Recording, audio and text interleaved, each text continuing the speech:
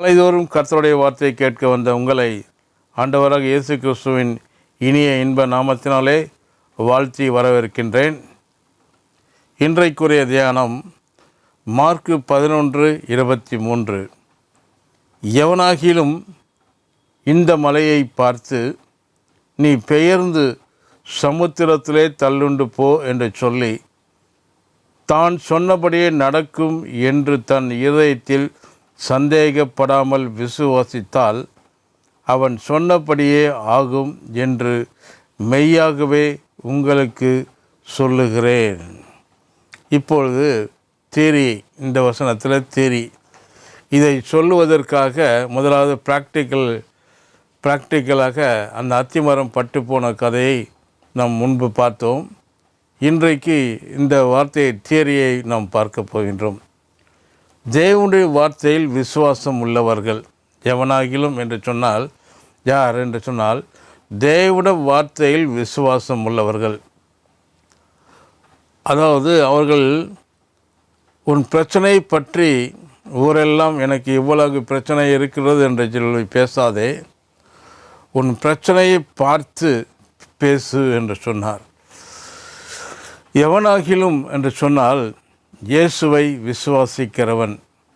இந்த மலையை பார்த்து, அதாவது உன் பிரச்சனையை பார்த்து சமுத்திரத்தில் தள்ளுண்டு போ என்று சொல்லி, அதாவது உன்னுடைய பிரச்சனையை பார்த்து நீ என்னை விட்டு அகன்று போ என்று உன் இருதயத்தில் விசுவாசித்து வாயினாலே அறிக்கை செய்ய வேண்டும்.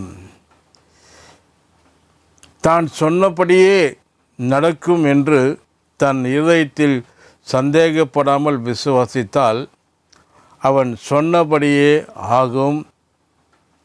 இதயத்தில் இந்த ஒரு காரியத்தையாக விசுவாசித்து அதை அறிக்கை செய்வது இது ஒரு பார்ட் ஆஃப் ஃபெய்த் ஆகும்.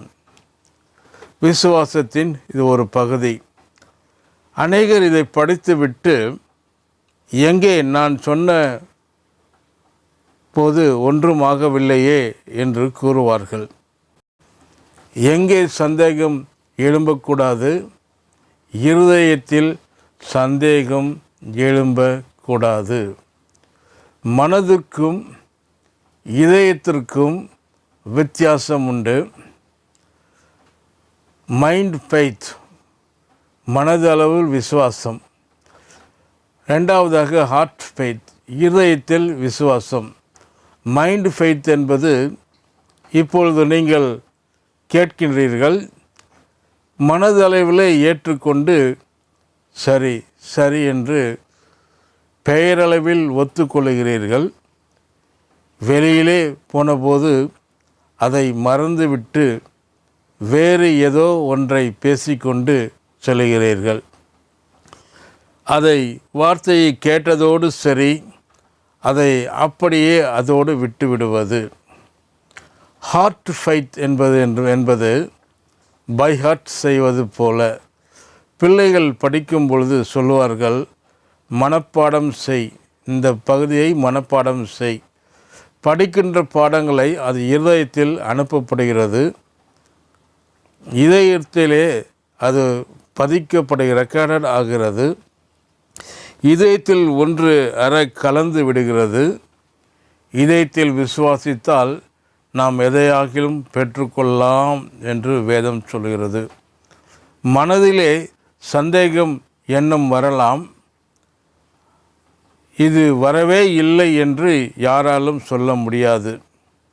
சந்தேகம் மனதை அலைக்கழிக்கும்.